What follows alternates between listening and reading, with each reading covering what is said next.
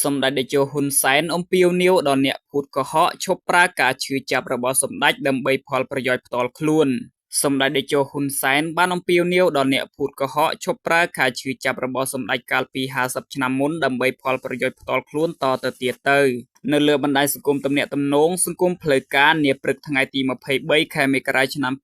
2026សម្ដេចតេជោបានសរសេរថាសូមបញ្ឈប់ការប្រើប្រាស់ការឈឺចាប់របស់សម្ដេចកាលពី50ឆ្នាំមុនមកបោកប្រាស់សម្ដេចតទៅទៀតទៅសម្ដេចតេជោបានលើកឡើងថាក្រោយរំដោះចេញពីរបបប៉ុលពតឆ្នាំ1997ពិសេសក្រោយពេលដែលសម្ដេចនិយាយពីរឿងកូនស្លាប់ដោយមានភាគនិទាននិងភាពយន្តរឿងកូនប្រុសក្រំពន្លឺព្រះច័ន្ទពេញបរមីមកមានមនុស្សមិនតិចជាង20នាក់ទេដែលបន្លំខ្លួនធ្វើជាកូនប្រុសរបស់សម្ដេចដែលបានស្លាប់ទៅនោះមកចាប់ជាតិមនុស្សទាំងនោះខ្លះសរសេរសម្បត្តិបញ្ជូនមកសម្ដេចចុះតាមស្នាវដ្តីនិងក្រោយមកបង្ហោះនៅក្នុងបណ្ដាញសង្គមដូចជា Facebook ជាដើមសម្ដេចតេជោបានបន្ថែមថាករណីចុងក្រោយហាក់ដូចជាធ្ងន់បន្តិចមានទៀងសរសេរអត្ថបទទៀងសារឆ្លើយឆ្លងជាមួយមនុស្សដែលស្គាល់ Telegram របស់សម្ដេច